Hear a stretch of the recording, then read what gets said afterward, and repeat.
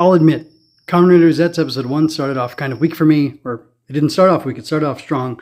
By the end of it, it felt a little bit weak, but I'm changing my tune based on what we've seen out of episode 2 and the series so far. This is MJ, I'm an author, I'm an artist, I'm an analyzer. You can find all my work at mjmunoz.com. Welcome to Writer Tears. So, here we go. Towards the end of the episode, well, at the very end of the episode, there's this interesting concept of victim or culprit that's brought up. And that's because Mr. Detective Guy, Kijima? I can't remember his name right now. Anyway, later.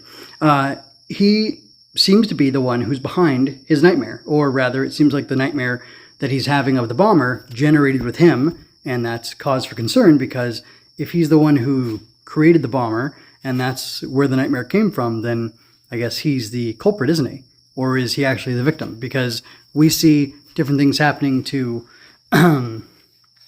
Baku in his dreams that he can't quite control, and he's not to blame for those. So where does that put our victim of the week here? I don't quite know, and they're not answering yet. They're going to let us know in the next episode, so we'll get to that a little bit later. So this episode is called Explode. It's case number 2, Explode. And we have him, and by him I mean Baku, as Code 7, the agent, working with Nem again, sort of. He thinks he's here to rescue Nem, but Nem is actually here to arrest him. She says something interesting, which is that she commits to whatever role she's playing, and it would appear to me that she's playing the role of a police officer. She says she's like police chief for the day or something like that. And she says that that's the role that she's playing, that she commits to that role. With not Mulder and not Scully, we see or hear that each of them has dreams about Nem, or has Nem in their dreams as well. And they say, well, everybody does, don't they? And that makes me wonder, those two bits of evidence make me wonder who she is, what she has to do with this larger story of the nightmares going on. I just noticed right now that Nem, or Nemu, is kind of a contraction of nightmare, if you take the N and the M. Because of spoilers and looking on the writer wiki, I know that the nightmare captain guy in the suit who appears in the white suit and talks about nightmares and such, his name is Nox, which is another word for night. Probably from Latin, but I don't quite remember. And if he's Nox and she's Nem, and the enemies here are nightmares, then what does that mean for everything else? I don't quite know, but I'm just putting together a speculation based on the evidence that we have in the show so far. So anyway, we have this little thing happen with Nem, and she gets taken away very quickly because the bomb or bomber nightmare ends up showing up and inceptioning / Doctor Stranging her out of the way because she's got Baku handcuffed and he can't transform. It's really funny because he slips into his... not Wataru. Wataru's the good one. He slips into his Hidari. What's his other name? Shotaro. He slips into his Shotaro persona, kind of, and he's about to transform, and he's being all cool and everything. And he wants to... Well, I thought he usually uses his left hand. Anyway, to strike the ball. Anyway, but then he tries to use his right hand for part of his transformation, and he can't do it because Nem has him handcuffed, and then the nightmare slaps the ground, and little red lines go out, and then... the transformation is allowed to happen because at that point the Nem disappears and she's no longer able to affect or negatively affect. She's no longer able to stymie the transformation, and he's able to do that. And there's some maybe over the top, maybe frivolous CGI going on, and he ends up hopping into a good position where he's able to attack the nightmare, and that's good, I guess. And then he proceeds to, by he I mean Zeztz, proceeds to slap the ground as well and send out some red lines that affect the dream world that they're in.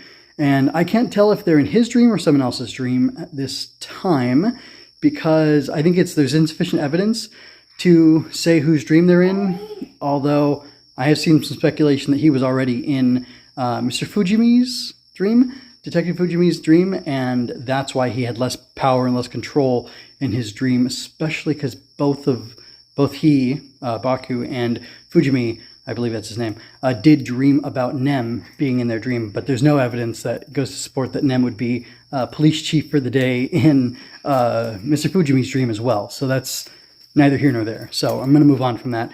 I really like the action in this episode. There was one bit that was really nice. I have it freeze framed here. So it was like 4 or 5 minutes into the episode. By the time I started watching, it was, well, whatever. It was where it was. And he actually jumps on the air. Zeztz, that is. He jumps on the air instead of there being boxes there or whatever for him to climb up. And he jumps over this. Oh, I can zoom in now. Oh, I love that I can do this now. Maybe you can faintly see this line of light down here. Maybe you can faintly see this line of light down here at the bottom of the screen. It's kind of covered up by icons from YouTube that he would have jumped off of. And then he jumps onto this girder. He like flips over it, and then he swings down to kick the bomb guy. And it that move was the bomb. And I don't know how we got that. I was really impressed by the action choreography early on in GOV. I dropped GOV around episode 10 or 11 because life got in the way. And also, Toei wasn't letting me watch it legally. So, there was a kind of a good reason. I was waiting for them to, I can't say that. I can't say that, but I don't want to. I was waiting for them to make their decision about what they were going to do with stuff as far as it being legally available. And once they did this, I've decided I'm pretty much all in on Zeztz unless it blows majorly, which I don't anticipate. So anyway, GOV had a really great action choreography for the first 10 or 11 episodes that I watched. And it was spectacular. And this has very similar energy. So I really like this move. And it was crazy to see. And it's something I could see happening in GOV. I don't know what the credits are for this director. I didn't capture all of them because he's been working on Kamen Rider for a lot of years. So I won't be able to talk about all of that. But moving on from here, I like how much Fujimi and Baku were vibing and how much they seem to be of a same mind. I believe the lady detective, who I'm saying is not Scully for now, it was Nasuko is her first name, and she tells him, I only let my parents call me that. And she has this shtick. They're like very silly characters for now. They're caricatures, sort of. She has this shtick about, oh, I'm too young to be demoted. I'm being demoted, aren't I? And he's all about freaking out and being overly excited about the nightmares. They're like very touchy-feely, but like in an aggressive way. Like he doesn't hit her, but like she kicked him in the back of the head during this scene, I believe. She was going to slap him or hit him, and he caught her arm, and he like nudged her, like tapped her on her shoulder, like sit down, when she rolled into his van, which kind of like I made the X-Files comparison because in the X-Files, starring David Duchovny and Gillian Anderson, whatever, he has like a basement office in the FBI building in Washington, D.C., wherever that particular building is. I don't know the street or anything like that. And it's like a really crappy office that he's in, and she joins him there. Scully joins Mulder in there for his to be his partner, for his exploration of these black cases, they call them. And she doesn't like it, and there's problems there, whatever, and there's a tension between them because he's a believer and she's not a believer, and she wants to figure out a rational, logical explanation for things, and he's saying, no, this is true, I believe it. And even they have him saying things in here, Fujimi saying things like, I believe this, or I want to believe, which is a poster on Mulder's in his office, which is funny, that they kind of reference that. I think that was intentional. But what else? Oh, she's like just very disappointed. He's in like his office. His office, the department office, is in this old van. It looks like it's from World War II, which is hilarious and odd. And it seems like they have to like crawl into it or roll into it. There's definitely a shtick because she enters it at first, and then all three of them enter it later. And it definitely looked like they're all like jumping into this van and rolling into it. And it's very odd. It's very funny how this show has.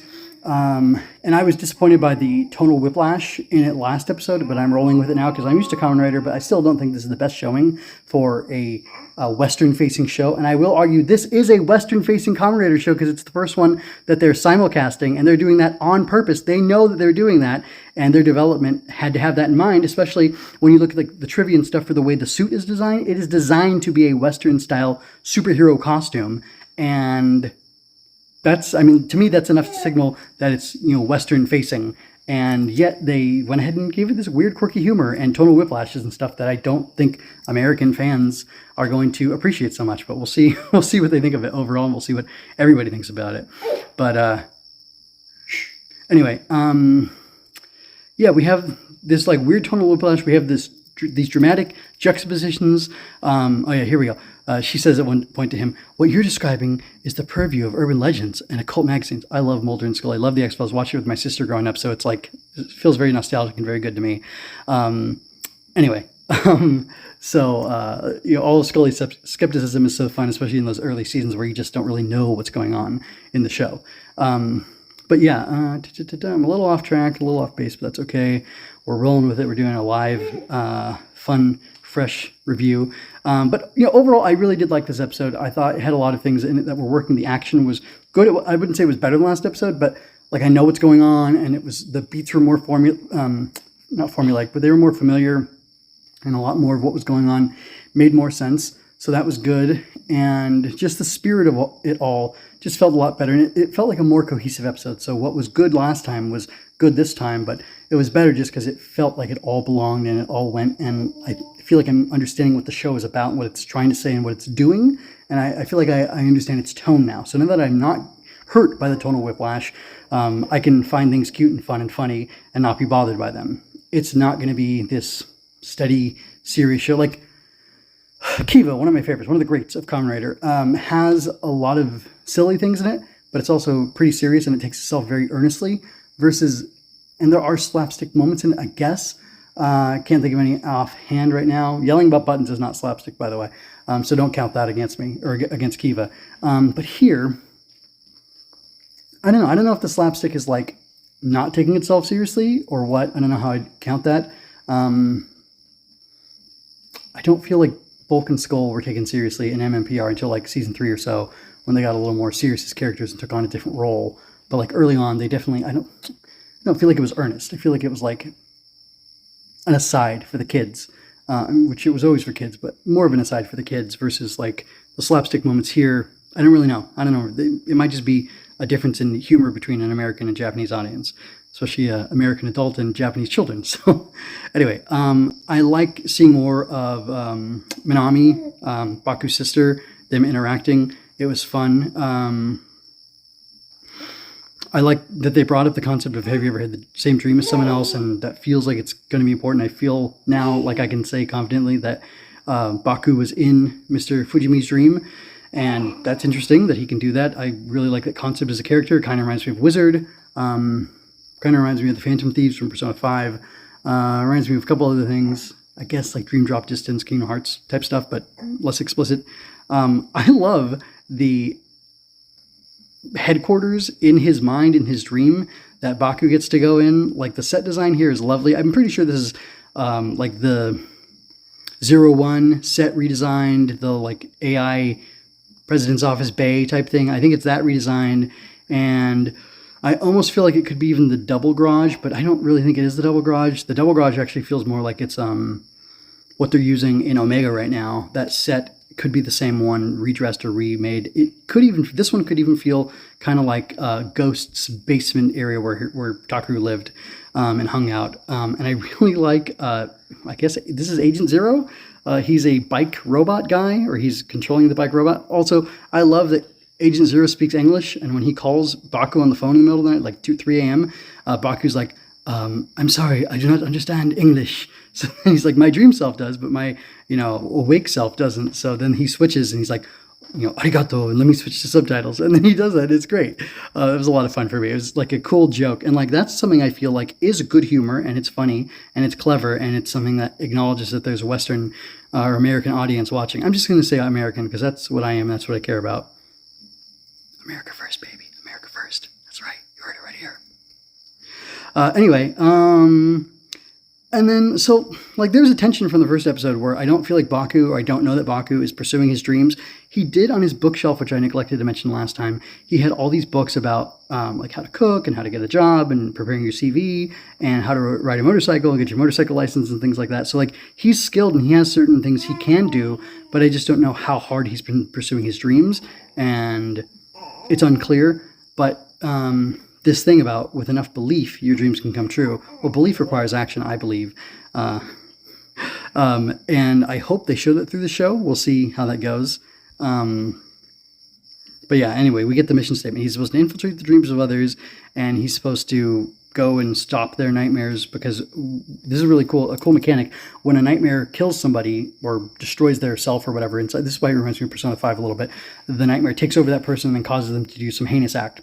A bombing, maybe, in this case with Fujimi? I don't know. Let's see, the dreamer becomes locked away in darkness. Okay, never to awaken again. And because the nightmare will have taken over their body. Okay, so it's all explaining it. But like, look at this cool set. This set is so freaking cool. And I like that down at the bottom of the stairs, the bike slash Agent Zero twists this. He twists this clock back here that I'm zooming in on. He twists it, and then those stairs come out of the wall, and he walks up them as he's talking all fancy, which is really cool. And I don't know what he does with the typewriter, but it is something. And the screen change. It has all these. It had different sayings in different languages, and then it switches to this like shared screen type of deal. Super cool design choices. Like, this is just like a fun, cool, neat, interesting design or set of designs that's going on here, and I really like it. By the way, going back to Ishinomori, this reminds me of Eagle a little bit, their logo, sort of. It reminds me of probably like maybe some Shocker imagery as well from the manga, and that's always cool to go back to the roots. This bike looks very much like the Hongo's Typhoon, Cyclone. Yeah, Cyclone. The Typhoon is his belt. Looks very much like his Typhoon. Looks like shots from Shin Kamen Rider a little bit. Looks like shots from the original Kamen Rider, obviously, because Shin Kamen Rider was made to look so much like the original Kamen Rider, shot for shot takes. In fact, this is almost as dark as... this isn't even as dark as the Shin Kamen Rider showing was when they were in that tunnel. It was such an awful scene. I know the lighting was so bad there. Anyway, he looks cool on the bike, and I like showing this. This was kind of a funny thing that he complimented the bad guy for somehow punching through a wall and blowing. It's weird because it's dream logic, so there's random things going on. He comes out of this tunnel, and then somehow the bad guy punches through a wall, even though he's ahead of him and not touching the wall at all, and then it puts his rubble in there, and then he has to go around it or whatever. And he says, not bad. He compliments him, and then he goes on, which is this cool, smooth agent persona, which is fun to see. And then we get to see he uses a new ball, Capsum. I don't like the naming convention for these capsules, the Capsums, the different forms. Like, it's very clunky. It's very inorganic. It's very weird. So I'm just going to call them balls. There's nightmares are going around the world, ruining people's lives, killing them, and turning them into people who hurt other people. And there's only one man who has the balls to stop them. Kamen Rider Zeztz. Anyway, his name is Baku, whatever his last name is. Anyway, so this is cool. He uses the transform ball, transform capsule, to transform his leg into having spikes on it. And then he goes and pops the tires on this thing, and it blows up. And then he rides his bike over it because he's a Kamen Rider. And then this is weird. This guy's saying, when the mind's door is opened, the nightmare will begin. So I guess the nightmare begins. I don't know if that means the inception, or like the birth of the nightmare comes from the dreamer dreaming something and wishing for something, or what. But then I guess he says it loudly enough that Baku hears him, and he's asking, Mr. Fujimi, why? Yeah, Fujimi. Like, the dreamer himself, Mr. Fujimi, is causing this to happen. Why? And that's really interesting. It's a really interesting concept. Why does he says that his dream was to become a police officer, and he's doing these black cases and everything, so you think things would be great. Obviously, he's not like in a real office, and he doesn't have a real, respected position, so maybe that's why he's resentful and wants to destroy, some part of him wants to destroy the police department or the police. I'm not sure. So I didn't see ACAB written anywhere, so I don't know what's up with that. But it's interesting concept, interesting conflict. He's about to destroy the bomb, nightmare, but then he stops because, well, maybe Mr. Fujimi's the one that needs to be destroyed or dealt with instead. So I find that interesting. We get an increase on the mechanic that needs to be dealt with here. It's not only about destroying the monsters, it's about fixing the problem, kind of like in Kamen Rider Forza, which I think is really good. Okay, jumping back real quick, the credits. The writer on first episode 1 and 2 was Yu Takahashi, and the director on both episodes was Kazuya Kamino Horyuchi, who has done a lot of Kamen Rider. And I noticed that the suit actor was a new suit actor, Kenta Nita. He has done a bunch of other stuff. He was a Masquerade Dopant, which is just the guy in a black mask that gets beat up by the riders. And he was in O's as a police officer, so he's appeared on screen as well as, he's a appears as a face actor and as a suit actor as well in several other Kamen Rider shows, but this is his first one, and I was thinking about that big girder jump thing that he did. Maybe that's why they picked him for this, because that's some impressive athleticism, and I think they just got... Seiji Takao retired from the role of Mr. Kamen Rider, playing all the main suit, pretty much all the main suits, Kamen Riders for years and years and years. I want to say at the end, like before 01 started, and 01 started with a new guy, and then I don't know how many main suit actors there have been since then, but this guy, he's new to the role of primary writer for the series, so it'll be interesting to see what he does. He's bringing a good physicality to it. I like the things that I see Zeztz doing so far. So anyway, that's my review. I wonder what you think about the episode. What do you think about this victim or culprit mentality, or this idea that maybe Mr. Fujimi is the problem, maybe the nightmares are seeded from within a person, and like that's the real issue, and that needs to be solved? Also, that kind of parallels how when he first entered the dream, it looked like Baku was being blamed as the bomber and having caused the issues, and I don't think he is, but is he causing some issues in the mind, in the brain, in the dream? Is he kind of like in Persona 5, where the Phantom Thieves were seen as threats to the psyche, and maybe Fujimi's psyche is turning against him, and maybe it'll kind of be like the Matrix, where agents appear from within the system to stop the good guys who are trying to stop them, or stop the bad guys from doing stuff, or what? That's kind of a mess, but I think you know what I'm saying. But overall, what are your thoughts on Zeztz episode 2? Were you like me, where you disliked the first episode and liked the second episode? Or were you unlike me, where you liked the first episode and disliked the second episode? Or disliked the first episode and liked the second episode? Or I guess it'd be flipped and reversed. Or are you not liking any of it? Just let me know your thoughts in general. And yeah, we can have a good conversation about this, because I think there's a lot to talk about. There's some juicy stuff going on here. We talk about the localization issues, strengths, weaknesses, and we can talk about the strengths and weaknesses of the show overall, and what you think is coming, what I think is coming, and yeah, we can have a good time. And also check out the trailer for my book, which is coming up right over here. It's about magical bugs battling monsters. It's pretty cool. It's vaguely Tokusatsu inspired. It used to be more Tokusatsu inspired, then I realized in order to write it as a better book, I had to take some of that stuff out, kill my darlings, so to speak, and now it is what it is, which I think is a pretty cool story. So anyway, until next time, folks, take care and be well. Magical bugs battle monsters in this exciting fantasy adventure. Gremlins prey upon children. Growbugs protect them. When a gremlin finds a hidden growbug fort, the whole flock makes a surprise attack. How will the growbugs survive? Find out in Mockwing Mayhem. Learn more at growbugs.com, where you can find out more about our mailing list, receive behind-the-scenes information, and get all the latest news on the growbugs.